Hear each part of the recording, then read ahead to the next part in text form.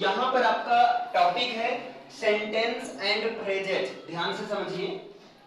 Sentence, यहां पर ये समझना है कि सेंटेंस होता क्या है। हाँ देखिए, वैसे अगर बात करें हिंदी में तो सेंटेंस मीन्स होता है वाक्य, लेकिन इससे तो काम चलने वाला नहीं है। सेंटेंस जो होता है ये ग्रुप ऑफ वर्ड्स होता है ना, ये सेंटेंस का ग्रुप होता है। तो पहली कंडीशन है इसमें कि सेंटेंस क्या है, अगर पूछ लिया जाए सेंटेंस क्या है, तो आप ग्रुप ऑफ वर्ड्स मीन शब्दों का एक ऐसा समूह होता है, लेकिन with a definite order, with a definite order, एक निश्चित क्रम के साथ। याद रखना, सेंटेंस में एक डिफिनिट ऑर्डर होता है, subject plus verb plus object, ये समझ रहे हैं ना। With a definite order means एक डिफिनिट ऑर्डर के साथ में जो सेंटेंस होता है वो क्या होता है, वर्ड्स का ग्रुप होता है, लेकिन इसके साथ में उसका सेंस भी आना चाहिए, कंप्लीट सेंस देना चाहिए। तो that gives us complete sense, that gives us complete sense, जो कंप्लीट सेंस देते हैं, है ना, जो कैसा सेंस देते हैं, कंप्लीट सेंस देते हैं, उसका कुछ मतलब होता है।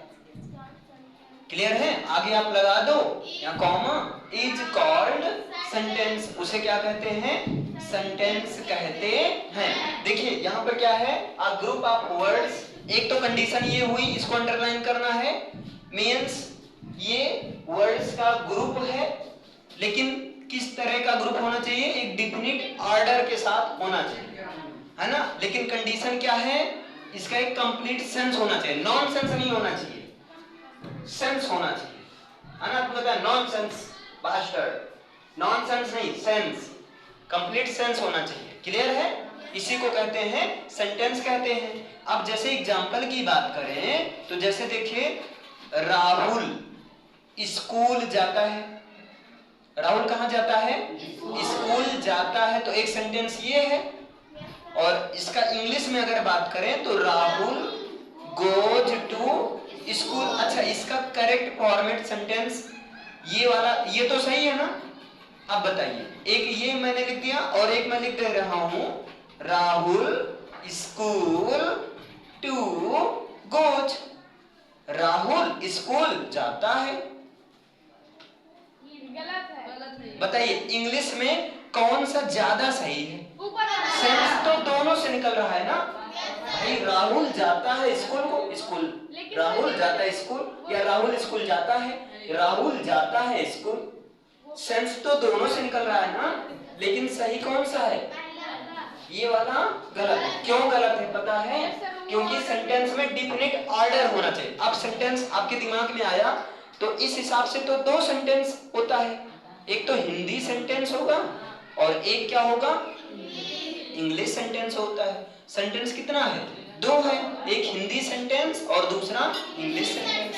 हिंदी सेंटेंस का जो स्ट्रक्चर होता है, सबसे पहले आपको लिखना है सब्जेक्ट। हिंदी सेंटेंस में क्या लिखा जाता है, सबसे पहले सब्जेक्ट लिखा जाता है, उसके बाद में आपको लिखा जाता है ओ का मतलब अदर वर्ड या ऑब्जेक्ट, है ना। ऑब्जेक्ट या जो है अदर वर्ड, मतलब जो भी रहे, ऑब्जेक्ट या अदर वर्ड लिखा जाता है। इसके बाद में आपको लिखा जाता है वर्ब, यानी कि काम को सबसे लास्ट में लिखा जाता है। जैसे देखो यहाँ राहुल सब्जेक्ट है, स्कूल ये अदर वर्ड है, एडवर्ब है ना, जाता है ये क्या है, वर्ब। ये हिंदी वाले सेंटेंस का देखिए स्ट्रक्चर चल रहा है, समझ में आया कि नहीं ये चीज। लेकिन इंग्लिश वाले सेंटेंस का जो स्ट्रक्चर होता है वो होता है, सबसे पहले सब्जेक्ट लिखना है, सब्जेक्ट के बाद में ऑब्जेक्ट या अदर वर्ड नहीं लिखा जाता है, बल्कि सब्जेक्ट के बाद में वर्ब लिखा जाता है। कभी कभी वर्ब के पहले हेल्पिंग वर्ब लिखा जाता है ना। तो सब्जेक्ट के बाद में क्या लिखा जाता है, हेल्पिंग वर्ब लिखा जाता है, लेकिन कभी कभी हेल्पिंग वर्ब नहीं रहता है, तो वहां पर मेन वर्ब सीधा लिख दिया जाता है। अब इन दोनों को शॉर्ट में हम लिख दे रहे हैं, सब्जेक्ट प्लस वर्ब, सब्जेक्ट के बाद में वर्ब लिखा जाता है, उसके बाद में ऑब्जेक्ट या जो है अदर, इनको बाद में लिखना है। समझ में आया? ये हुआ कंप्लीट डिफिनेशन आपका। सेंटेंस क्या होता है, वर्ड्स का ग्रुप होता है, लेकिन एक डिफिनिट ऑर्डर होना चाहिए। हिंदी वाले सेंटेंस का ऑर्डर सब्जेक्ट प्लस ऑब्जेक्ट या अदर वर्ड, ये और का साइन है ना, ये जो स्लैश बोलते हैं इसको, स्लैश बोलते हैं, और का साइन है ना, ये अदर वर्ड, उसके बाद में वर्ब, यहाँ पर सब्जेक्ट प्लस वर्ब, ऑब्जेक्ट या अदर। क्लियर है ये चीज? हिंदी सेंटेंस का स्ट्रक्चर मतलब ऑर्डर अलग होता है, इंग्लिश वाले सेंटेंस का अलग होता है। इतना समझ में आया? इसे लिख लो, इसे लिख लीजिए बेटा। अब यहाँ पर है आपका पार्ट्स ऑफ सेंटेंस, यानी कि सेंटेंस के कितने पार्ट होते हैं। क्लियर है? तो देखो बेटा, सेंटेंस के दो पार्ट होते हैं, एक होता है आपका सब्जेक्ट, एक होता है आपका सब्जेक्ट, क्लियर है, और दूसरा होता है प्रेडिकेट। एक होता है आपका सब्जेक्ट और दूसरा होता है प्रेडिकेट होता है। क्लियर है?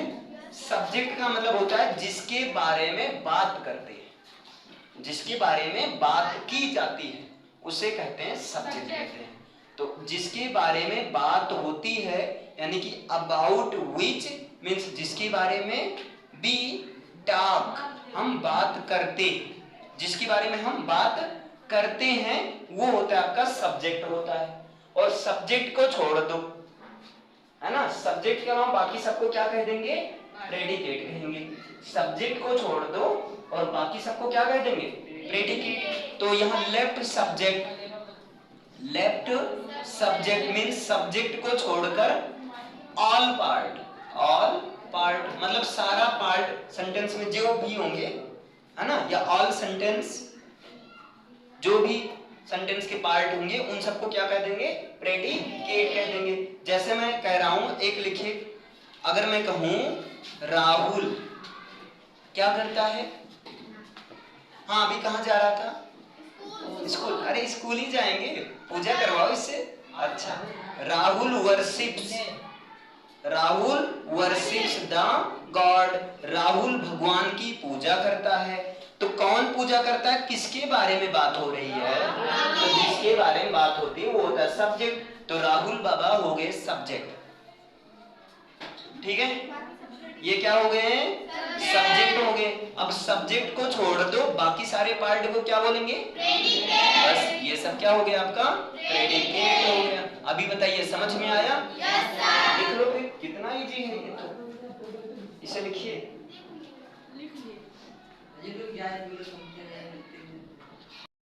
अब यहाँ पर आपको क्या देखना है? Types of sentence. देखो बेटा ध्यान से समझना, अगर मैं टाइप्स ऑफ सेंटेंस की बात करूं, यानी कि सेंटेंस के प्रकार, टाइप्स ऑफ सेंटेंस का मतलब क्या हुआ? सेंटेंस के प्रकार। अगर मैं सेंटेंस के प्रकार की बात किया जाए तो दो होता है। एक होता है, देखो ध्यान से, एक होता है on the basis of their meaning, उनके मीनिंग के बेस पर, on the basis of their meaning, उनके मीनिंग के बेस पर सेंटेंस होता है 5 टाइप का। सेंटेंस होता है कितने टाइप का? 5 टाइप का। लेकिन दूसरा भी, अभी पहले समझ लो बाद में लिखिएगा, लेकिन दूसरा क्या होता है? ऑन द बेसिस, ये चल ही नहीं रहा, on the basis of structure या ऑर्डर, है ना, on the basis of structure. Sentence के स्ट्रक्चर के बेस पर देखा जाए, सेंटेंस के ऑर्डर के बेस पर देखा जाए, सेंटेंस के ऑर्डर के बेस पर देखा जाए तो सेंटेंस कितने होते हैं? 3 होते हैं। ऑर्डर के बेस पर 3 होते हैं, मीनिंग के बेस पर कितने होते हैं? 5 होते हैं। ऑर्डर के बेस पर 3 होते हैं। पहला है आपका सिंपल सेंटेंस, पहला क्या होगा? Simple sentence. दूसरा होता है आपका कंपाउंड सेंटेंस, दूसरा क्या होता है? Compound sentence. और तीसरा क्या होता है? Complex sentence. तीसरा क्या होता है? हाँ, कॉम्प्लेक्स सेंटेंस। ये चीज आपको नहीं पढ़ना है, ये 12th में है ना। स्ट्रक्चर के बेस पर 3 है, सिंपल, कंपाउंड, कॉम्प्लेक्स, ये 11th 12th का है, आपको अभी नहीं पढ़ना। आपको पढ़ना क्या है? मीनिंग के बेस पर। तो मीनिंग के बेस पर 5 है। पहला है आपका असर्टिव सेंटेंस। पहला क्या है? Assertive sentence. अच्छा एक चीज और, असर्टिव सेंटेंस को ही कहा जाता है डिक्लेरेटिव सेंटेंस।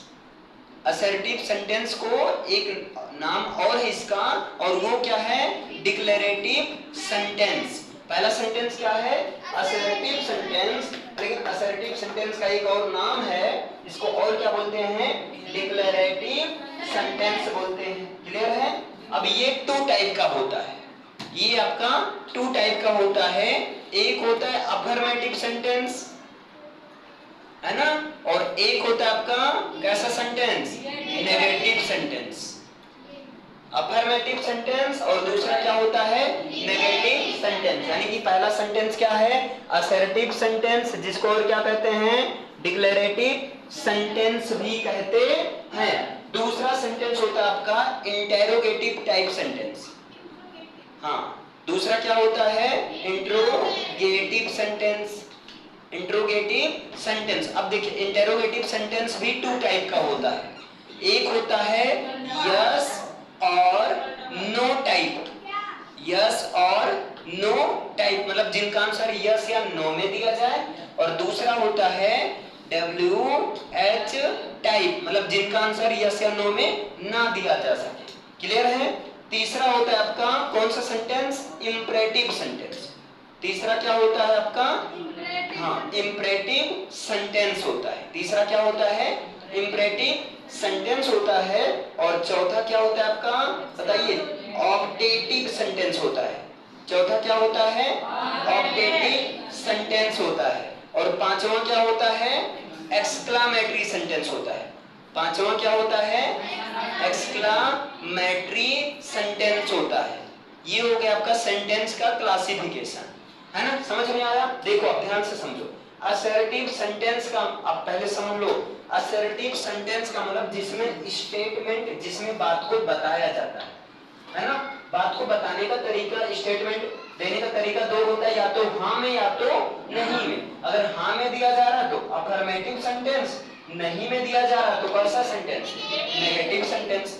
दूसरा होता है इंटेरोगेटिव सेंटेंस। अब क्वेश्चन या तो क्या से शुरू किया जाता है ना, या तो कब, क्यों, कहां, कैसे, कौन, कितना, किसको, किसकी, ये जितने भी क्वेश्चन वर्ड है सेंटेंस के बीच में रहते हैं। क्लियर है?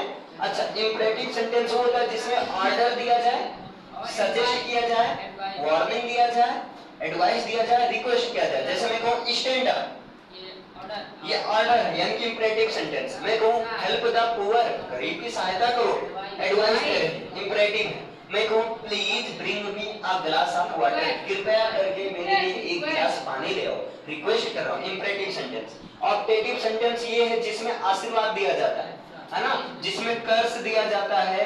कर्ज का मतलब समझ रहे हैं ना? अभिशाप। ठीक, भगवान करे तुम नरक में जाओ, मे गॉड, है ना, may you God you go to hell, may God bless you, भगवान तुम्हें ऐसे आशीर्वाद दे, यू गो टू हेल, कि आप भाड़ में जाओ, नरक में चले जाओ, जहन्नुम में चले जाओ, है ना? ये कर्ज है। लेकिन आशीर्वाद देना हो, मे God bless you, you may live long, भगवान आपको आशीर्वाद दे कि आप लंबे साल तक जियो, आप हजारों साल तक जियो, आपकी आयु दीर्घायु हो। मे God bless you, you succeed in your life, भगवान आपको आशीर्वाद दे आप अपने जीवन में सफलता को सफल हो जाए, है ना? ये होता है ऑप्टेटिव सेंटेंस। और एक्सक्लामेटरी सेंटेंस, मान न मान मैं तेरा मेहमान, इसलिए कर ले सम्मान, मेहमान के रूप में आया तेरे घर भगवान, इसलिए नहीं करना है तुझे कभी भी किसी का अपमान। तो मतलब देखिए, एक्सक्लामेटरी सेंटेंस वो होता है जो अपने आप निकल जाए, जिनको बोलने के लिए किसी की एफर्ट की जरूरत ना हो, है ना? समझ में? एक्सक्लामेटरी सेंटेंस वो होता है जो निकल जाता है अपने आप। ऐसा मुझे पता चला एक दिन, मुझे बताया मेरे बाप। एक्सक्लामेटरी सेंटेंस वो होता है जो निकल जाता है अपने आप। इसलिए नहीं करना है कोई पाप, नहीं तो मिलेगा नदी किनारे साफ, अगले जन्म में वही बनेगा तुम्हारा बाप। तो एक्सक्लामेटरी सेंटेंस का मतलब वो होता है जो अपने आप निकल जाता है। वाओ, इट्स वेरी ब्यूटीफुल, अरे गजब का भाई, कितनी सुंदर है, कितना सुंदर है, ये देखो हरियाली देखो, अपने आप निकल जाता है ना? या ऐसे देखो आजकल के मतलब लड़के क्या कहते हैं, अभी कितनी गजब की है, देख देख, कितनी गजब की मतलब वो दीवार बनी है यार, गलत ही समझते हो, है ना। तो इस तरह से मान लो कोई कहता बोलने के लिए, कोई चीज देखते हैं कहते अभी कितना गजब भौकाल है, देखो आज देखो महाराज का एकदम ऐसा लग रहा है जैसे बाराती जा रहे हैं। मतलब ऐसा सेंटेंस जो अपने आप निकल जाता है, जिनको बोलने के लिए हमारे अंदर जो फीलिंग्स है, इमोशंस है, उसको एक्सप्रेस कर देते हैं, वो क्या होते हैं, वाह लंच हो गया, आपको मजा आएगा, छुट्टी को मजा आ जाएगा, है ना। बुरे I have one the match, मैं तो मैच जीत गया, oh my God my grandfather died, मेरे भगवान मेरे दादाजी नहीं मर गए, मर गए, ओह माय गॉड अब पैसा कौन देगा यार, पैसा ही नहीं मिलेगा, बड़े की बात है। तो ऐसा सेंटेंस जो अपने आप निकल जाए वो होता है एक्सक्लेमेटरी सेंटेंस, इसे लिख लीजिए।